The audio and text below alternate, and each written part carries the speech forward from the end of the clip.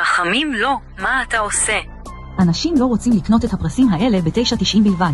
אל תדאג, נגריל אותם בהגרלה של השוק פורים ב6 שקל בלבד. טוב, יעלה, תבואו.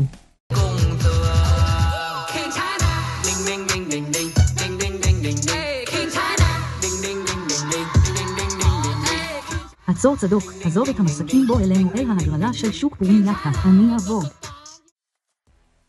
לא, מלכישוע, מה אתה עושה?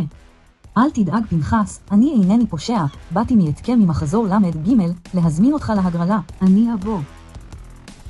אוי בזמיר, מכבי הפסידה, הפסדתי את כל ממוני.